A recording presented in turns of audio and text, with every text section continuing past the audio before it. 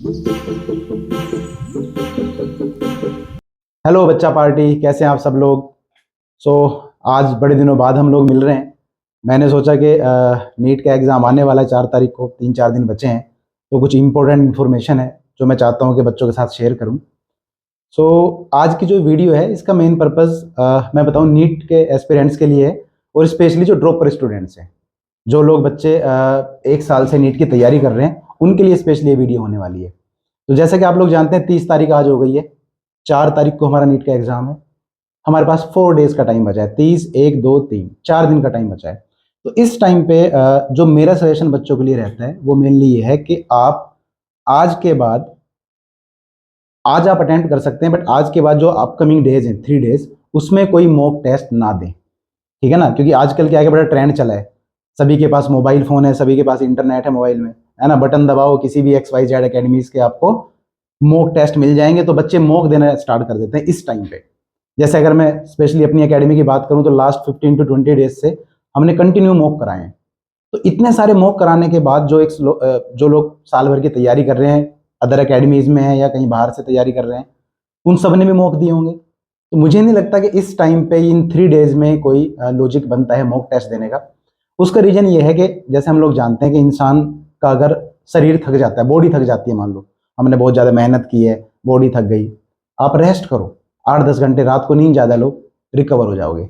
लेकिन ब्रेन एक ऐसी चीज़ है, माइंड एक ऐसी चीज़ है कि अगर ये थक जाता है तो इसको रिकवरी होने में कम से कम 15 दिन, महीनों लग जाते हैं। आप जानते भी होंगे कि एग्ज़ाम टाइम से कुछ पहले नींद आना कम हो जाती है।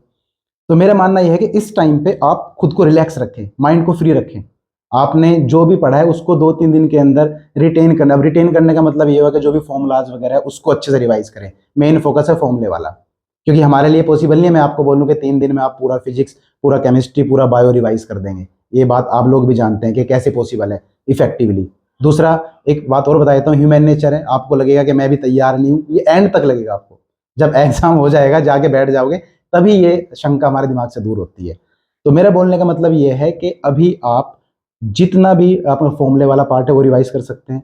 बायो है या फिजिक्स या केमिस्ट्री, कुछ ऐसा पार्ट जो आपको लगता है कि इंपॉर्टेंट है, हम भूल जा रहे हैं, उसको आप रिवाइज करें। माइंड को थोड़ा रिलैक्स रखें, रिलीफ दें, शांति दें, थोड़ा नींद अच्छी लेने की कोशिश करें। मैं भी जानता हूँ कि इस टाइम पे थोड़ा मुश्किल होता है, बट फिर भी नींद आप 6 आवर्स ले सकते हैं मिनिमम। नींद वाला टाइम बढ़ाएं। और आपको लगेगा कि भाई मैं फ्री हूँ, मेरे पास करने के लिए कुछ नहीं है, मॉक नहीं देना इस टाइम। रीजन क्या है, ये बहुत सेंसिटिव टाइम है। जैसे कुछ लोग क्या करेंगे, 2 तारीख को मॉक दे देंगे फॉर एग्जाम्पल। सेंसिटिव में क्यों बोल रहा हूँ, इन केस अगर आपके मतलब थ्रू आउट द ईयर अच्छे मार्क्स आ रहे थे और इस मॉक में थोड़ा भी इधर उधर हो गया, तो आपके दिमाग में ये बहुत ज़्यादा हिट करेगी चीज़, बहुत ज़्यादा हिट करेगी कि मेरे मार्क्स कम रह गए, और आपका 4 तारीख का पेपर खराब होने के बहुत स्ट्रॉन्ग चांस है। अब से पहले आपने दिया होता, मतलब नीट से 5 दिन पहले दे रहे हो, 8 दिन पहले दे रहे हो, कोई दिक्कत नहीं है। पेपर गड़बड़ हो रहा है तो आपको खुद को रिकवर करने का आपके पास टाइम है, आप उस चीज को रिवाइज कर सकते हैं, कुछ भी कर सकते हैं। बट 2 दिन पहले, 3 दिन पहले आप मॉक दे रहे हो, तो उसको मुझे लगता है कि कुछ 1-2 बच्चों को छोड़ के, जिनका माइंड बोलते हैं गॉड गिफ्ट है, कुछ 1-2 बच्चों को छोड़ के अगर मैं ओवरऑल बात करूं तो मैं सजेस्ट कभी नहीं करूंगा कि एग्जाम से 3 दिन पहले तुम मॉक दो, क्योंकि इसमें नेगेटिविटी आने के चांस बहुत ज्यादा होते हैं। रिलैक्स रखो और फाइनल एग्जाम में टूट पड़ो बस। आपने ये रखना कि जो फाइनल आपका नीट का एग्जाम है 4 तारीख को, पूरी एनर्जी उस दिन डालनी है, क्योंकि माइंड को अगर रिलीफ नहीं दोगे, इतना कंटेंट तुम डालते जाओगे तो कैसे याद आएगा वो। क्योंकि मैं एक बात हमेशा बोलता हूँ, पूरे साल आपने क्या किया है क्या नहीं किया है ये मैटर करता है, लेकिन असली चीज जो तुम्हारे लिए काम आएगी वो है कि उन 3 आवर्स में तुम कैसे काम करो। ब्रेन से तो चीजें निकलेंगी, इसको तुमने थकाया हुआ है, पागलों की तरह एंड मोमेंट तक मॉक देने में लगे हो, तो उसका मुझे लगता है कोई मतलब नहीं है। थोड़ा अभी बॉडी को भी रिलैक्स दो, माइंड को भी रिलैक्स दो, नींद अच्छी लो, ठीक है ना, अननेसेसरीली, क्योंकि आपको लगेगा मेरे पास टाइम है, मैं XYZ अकेडमीज का मॉक दे देता हूँ, है ना, ऑनलाइन सबके पास अवेलेबल है। ऐसा करने की मुझे लगता है जरूरत नहीं है, ये आपने अब से पहले कर लिया होगा। तो ये 3-4 दिन तो मैं अगर अपना पर्सनल व्यू बताऊं, मैंने खुद भी इस दौर से गुजरा हूँ। कंपटीशन वाले पार्ट में क्या होता है, खाना भी नहीं जाता अंदर, एंड मोमेंट तो ऐसा होता है, नींद नहीं आती, घर वाले रिश्तेदार सब सपने में दिखाई देते हैं कि नहीं हुआ तो क्या होगा, है ना, वो सारी चीज़ें। तो मेरा सजेशन यही है कि इन 3-4 दिन अब आप अपने माइंड को थोड़ा रिलीफ दो, और थोड़ा शाम के टाइम वॉक वॉक कर सकते हो इधर उधर, है ना, कुछ हल्का फुल्का योगा, ताकि रिलीफ मिले। और एंड तारीख में, जो एंड हमारा 4 तारीख का जो डे है, उस दिन आपने एग्जाम देना है। अटेम्प्ट किस तरीके से करना है ये वीडियोस में पहले भी बता चुका हूँ, कि भाई आपने पैटर्न तो ही होता है, पहले बायो करना है, फिर केमिस्ट्री, बाद में फिजिक्स, हर एक पेपर को 2 राउंड देने हैं। पहले वो क्वेश्चंस जो आसान है, कम कैलकुलेशन वाले हैं, आपको लगता है कि आप कर पाएंगे, उसको करना है, लास्ट में फिर मुश्किल सवाल करने हैं। क्योंकि अगर पेपर जो होता है कंपटीशन का, सबसे बड़ी बात उसमें यह है कि नॉन यूनिफॉर्म डिस्ट्रीब्यूशन होगा। नॉन यूनिफॉर्म का मतलब आपको नहीं पता कब क्वेश्चन आसान आएगा और कब मुश्किल आएगा।